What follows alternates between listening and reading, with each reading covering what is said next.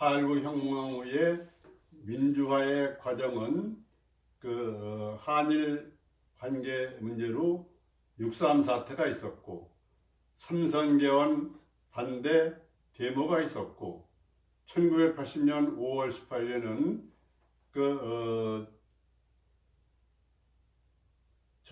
전두환 씨를 비롯한 군부가 준 군사 쿠데타를 일으켜가지고 백성들을 탄압한 것이 5.18 광주 민주화 운동입니다. 여기에서 많은 사람이 희생이 됐고, 그 다음에 1987년 6월 10일 민주화 항쟁으로 체육관에서 대통령 뽑던 것을 대통령 국민 직선제로 체제를 바꿨습니다. 그러한 민주화 운동이 계속됐고, 1917년 박근혜 국정농단 체제에 국민들이 정의감으로, 정의의 불빛으로 항의해서 촛불 시민혁명이 광화문을 중심으로 해서 일어났습니다. 그래서 더불어민주당의 문재인 정부가 탄생을 했으나 여러 가지로 개혁하려고 애도 많이 썼지만 대통령 정체성이 의심받고 부정선거, 부동산, 세금 폭탄, 안보위기, 무능, 코로나 사태 등으로 큰 정치적 위기에 봉착해 있는 것이 현실이라고 말할 수가 있습니다. 그러면 다음에는 제가 쓴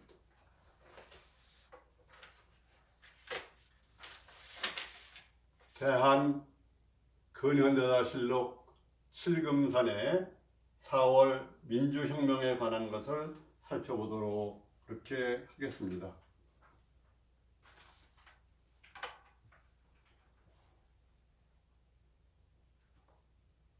진리의 스나탑을 박차고 거리에 나선 우리는 질풍과 같은 역사의 조리에 자신을 참여시킴으로써 지성과 양심의 엄숙한 명령으로 사악과 잔악의 현상을 규탄, 광장하려는 주체적 판단과 사명감의 발로임을 떳떳이 천명하는 바이다. 중간에 생략하고, 보라, 우리는 기쁨에 넘쳐 자유의 횃불을 올린다. 보라, 우리는 캄캄한 밤의 침묵에 자유의 종을 난타하는 정의의 타수임을 자랑한다. 4월 민주혁명 서울대 선언문 중에서 이렇게 4월 민주혁명은 학생들 중심으로 된 것은 사실이지만, 물론 초중학교, 고등학교, 대학생 많은 희생이 있었죠. 또 노동자, 또 일반 시민, 교수, 이렇게 많은 사람들이 참여를 했지만, 하여튼 이것이 시대 정신을 마치 나타난다, 그렇게 말할 수 있습니다. 8.15 해방 후 대한민국 초대 대통령으로서 민족 정기를 바로잡으려던 반민족 행위자 처벌 특별조사위원회를 해체하고 탄압하며 3.15 부정선거 등으로 반민족 국제를 개혁해온 이승만 정권에 항가하여 퇴진케 한 4월 민주혁명은 한국 민주주의 운동사에 금자탑을 쌓은 것이다. 4.19 혁명 당시 대학생들을 중심으로 한 국민들이 서울시청 앞에서부터 경찰의 광화문 저지선을 돌파하고 경무대, 지금의 청와대로 반독재 항의 시위를 하다가 무장경찰의 사격에 쓰러진 박동환 서울법대 1학년, 이한수 용산고등학교 3학년 군 등을 또 데모하기 전에 어머니에게 알리고 가기 위해서 편지를 쓴 그런 한상여중 2년생이 있습니다. 진영숙이라고 어머니에게 쓴 편지가 그것이 유서가 된 겁니다. 우리는 민족과 국가를 위해서 죽기를 각오하고 싸우겠다. 그러면서 슬퍼하지 마시고 나라를 위해서 그런 거니까 널리 마음을 다잡아 주십시오. 그리고 시간이 없어서 이만 그칩니다. 이런 내용을 쓴 그런 학생도 있었는데 모두 187명이 숨지고 355명이 다쳤습니다. 그 후에 총계를 잡으면은 258명이 돌아가셔서 저 수유리 국립묘지에 지금 안장돼 있고 6천여 명이 전국적으로 다쳤습니다. 지금 서울 수유리에 있는 4.19 국립묘지, 4.19 국립묘지는 1995년에 국립묘지로 승격을 해서 지금은 민주화의 성지가 됐습니다.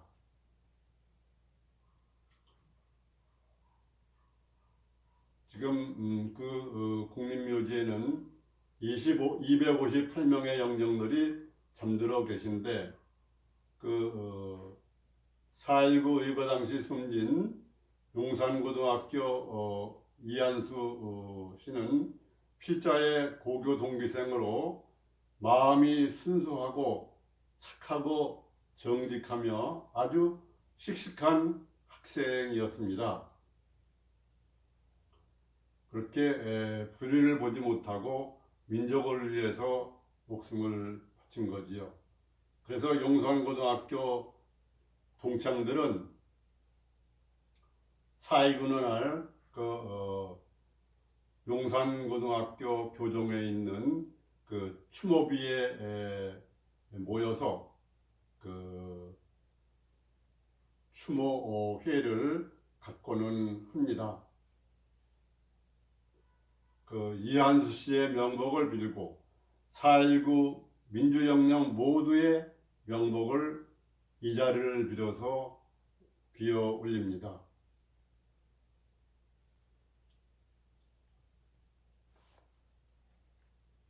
한편 6월 민주항쟁으로 1987년 10월 29일 개정된 대한민국 헌법전문에는 3.1운동으로 건립된 대한민국 임시정부의 법통과 불의에 한가한 4.19 민주이념을 계승한다고 선언하여 3.1 조주 독립정신과 국민들이 저항권을 발동한 4.19 민주정신을 대한민국의 헌법정신으로 선언한 바가 있습니다.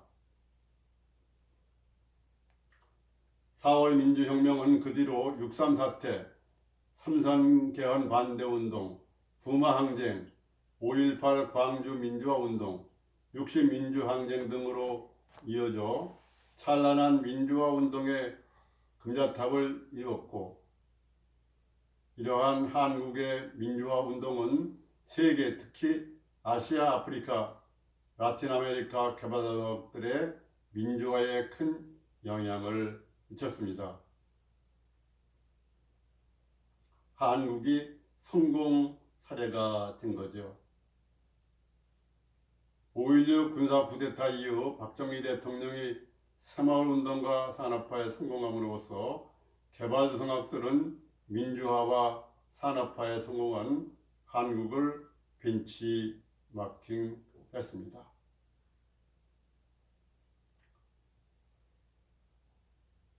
우리나라 초대 대통령이며 제1공화국 대통령인 이승만의 첫 정권은 정치적으로 독재와 부패의 길을 가고 경제적으로 식민지 수탈 경제와 마이어 협정에 의한 미국 원조 경제로 유지해 왔으나 미국의 무상 원조가 줄거나 유상 원조로 바뀌고 그 규모도 대폭 삭감되자 외자 경제체제로 변하면서 한국 경제는 하루아침에 불황에 휩쓸리고 삼백공업 등 원자재가 신색을 띠는 공업도 거의 가동이 중지되었으며 수많은 실업자가 발생하였고 특히 농촌의 빈곤한 사정은 더욱 심각했습니다. 그런데 이런 어려운 상황에서 국민의 지지를 완전히 잃어버린 이승만 정권은 1940년 제4대 정부통령 선거에서 승리하기 위해서 대대적인 부정선거를 자행할 수밖에 없었다고 합니다. 고령인 이승만이 죽은 뒤에 정권 유지의 위협을 느꼈던 자유당은 다음 선거에서 대통령을 계승할 부통령의 이기붕을 당선시키기 위해 온갖 부정한 수단과 방법을 가리지 않았습니다. 선거 중간청인 내무부 장관 최인규는 사하 사전투표, 3인조, 9인조, 공개투표, 자유당 후보 득표율 85% 이상을 확보하는 등 구체적인 부정선거 지침을 마련하고 3.15 선거에 임했습니다. 이런 부정선거 결과 이승만은 92%를 득표하였고 이기붕도 75%의 표를 얻어 대통령과 부통령으로 그렇게 당선되었다고 공포했습니다. 이때의 민주당의 부통령 후보는 현재 부통령인 장면 씨였습니다. 그런데 투표 당일 이승만 정권의 부정선거에 격분한 마산의 시민과 학생들은 선거 무효를 주장하며 항의 시위를 벌였습니다. 이승만 독재를 규탄하고 항의하는 그러한 시위는 그해 2월부터 전국의 고등학교 중심으로 움직였는데 특히 2월 28일 2월이었는데도 정부 당국은 대구의 제일모직, 대한방직 등 주요 공장 노동자의 출근과 대구 지역 학생들의 등교를 지시했습니다. 그것은 민주당 장면 후보의 유세에 가는 것을 막기 위한 조치였다고 합니다. 3월 15일 마산의 시위를 시발로 전국적으로 부정선거 규탄 시위가 벌어졌는데 그 4월 19일 날 그 마산 상고에 다니는 김두열 군의 행방불명돼서 많은 사람들이 놀랐습니다.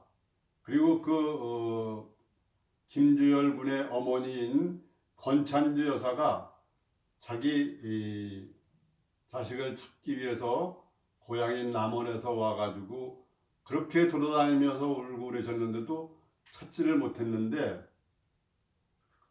4월 11일 마산 시위 중에 눈에 최루탄을 맞고 죽은 김두열 군의 시체가 발견되었습니다. 그 최루탄이 눈에 박힌 채 발견이 된 거죠. 일제헌병 출신인 마산경찰서 경비주임 박중표가 발포 명령을 했고 어려운 여건 속에서 김두열 군의 모친 아까 말한 권찬주 여사가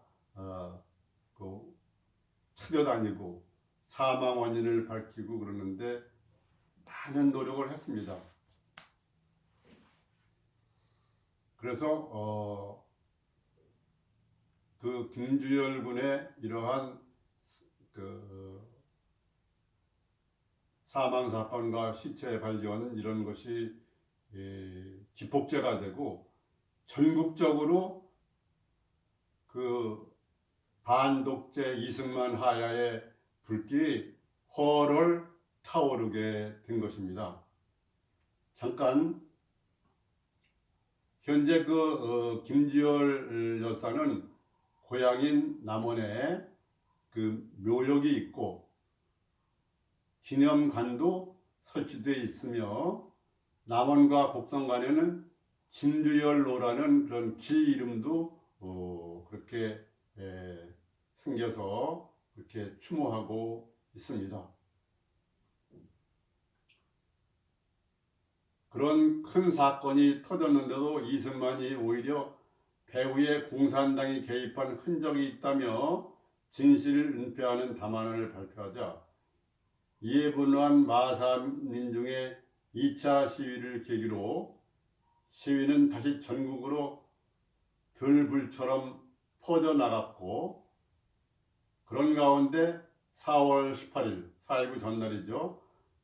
고려대생을 시위로 하는 그런 학생 시위의 주역을 2.28 시위일에 지방의 고등학생에서 서울의 대학생으로 바꾸고 놓았고 그 누구도 부정선거 규탄에서 독재 타도 이승만의 하야로 전화를 시킨 것입니다. 4월 19일에는 수만 명의 학생과 서울시민이 시위에 참가했고 마침내 시위대 일부가 대통령 관저인 경무대로 향했습니다. 다급해진 이승만은 계엄령을 선포하고 무장경찰을 동원하여 무차별 발표를 했습니다. 그리고 이날 하루 전국적으로 총에 맞아 돌아가신 분이 186명의 사망자와 6,026명의 부상자가 발생을 했습니다. 이때 지역적으로는 서울에서 104명, 부산, 광주에서 27명이 제일 많고 그 돌아가신 분들을 여러 가지 직별로 나눌 수 있지만 학생이 제일 많아서 77명인데 19명이 초중고등학교, 36명이 고등학교, 대학생이 22명이 돌아가셨습니다. 노동자는 61명이고 나머지는 여러 가지 직업을 가진 분들이었습니다. 이렇게 계엄령 하에서 질서가 잡혀가는 듯 하다가 이승만과 자유당은 이교붕을 퇴진시키는 선에서 사태를 수습하고 정권을 계속 유지하려고 했습니다. 4월 23일 장면 부통령이 사임하고 그 다음에 이와 같은 4월 혁명, 4.19 혁명을 대단원의 면으로 해결한 것은 4월 25일 대학 교수단의 시위에 있었습니다. 4월 25일 27개 대학 258명의 교수가 이승만 하야 등 10여 개 항의 시국선언을 발표하고 서울대학교로부터 광화문까지 400여 명의 대학 교수가 이승만 하야를 외치면서 걸어서 시위를 쭉 해 나갔습니다. 그리고 주한미국 대사인 메카나기가 대통령 하야를 또 권고하고 그래서 이승만은 4월 26일 하야 성명을 발표함으로써 12년 독재의 막을 내리게 되었습니다.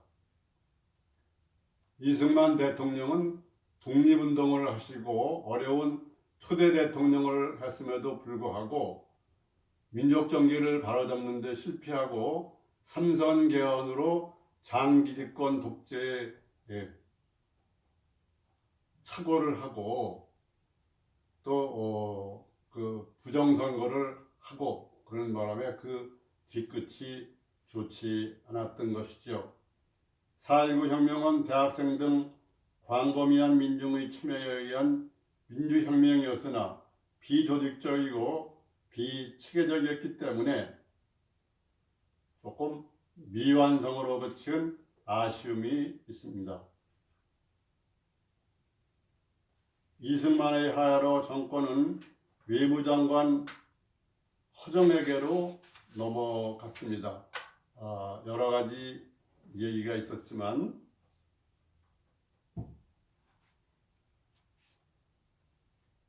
허정 과도정부 수반이 혁명적 정치개혁을 비혁명적 방법으로 단행할 것을 선언하고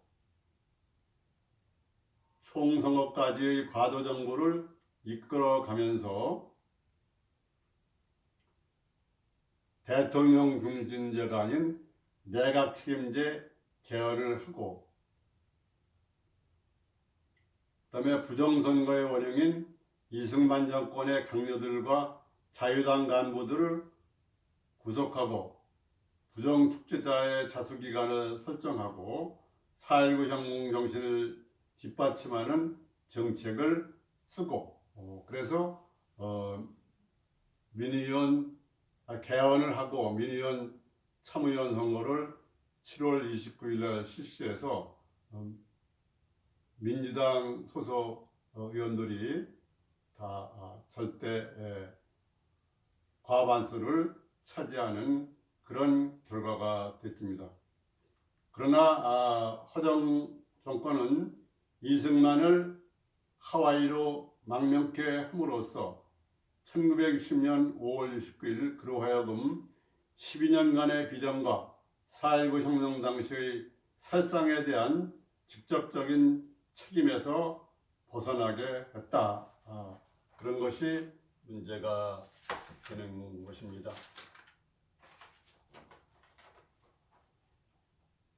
그래서 새헌법에 의해서 총선거를 실시해가지고 국회의원 간접선거로 민주당의 윤보선 대통령이 선출되고 처음에 국무총리로 구파의 김도연 씨를 지명했으나 인준을 받지 못했고 신파인 민주당의 장면 씨가 그 다음에 지명이 돼가지고 인준을 받아서 국무총리가 되었습니다. 그래서 4.19 혁명 정신을 받들어서 민주개혁과 경제 부흥을 위해서 경제개발 5개년 계획을 세우고 했는데 결국은 박정희 장군을 중심으로 한 반민주적인 군사 쿠데타에 의해서 그 결실을 보지 못하고 중단되게 되었다. 이렇게 말할 수 있습니다. 4월 민주혁명은 자유투사들의 정의의 불꽃으로 이루어졌다. 이렇게 말하고 법적으로는 대한민국 헌법 1조 대한민국은 민주공화국이다. 대한민국의 주권은 국민에게 있고 주권제민이죠. 모든 권력은 국민으로부터 나온다는 이러한 아름답고 멋있는 그러한 전통을 이 나라에 세우는 것입니다. 오랜 역사를 지내오면서 많은 문제가 있었지만 그때 우리 민족이 그 지혜를 발휘해서 잘 극복해가는 그러한 아름다운 모습을 보인 것이다. 그렇게 말할 수가 있습니다. 어쨌든 우리는 이러한 민주 혁명에 대한 전통을 가지고 있고 또 현재 남북이 분단되어 있으니까 이것을 평화적으로 통일해야 되고 또 코로나라든지 이런 또 지진, 해일, 지구의 자전축이 바로서고 남북국이 바뀌고 그러는 지구의 격변기를 맞이해서 우리는 민주통일 복지를 향해서 가는 한편 세계의 문명을 또 이끌어야 됩니다.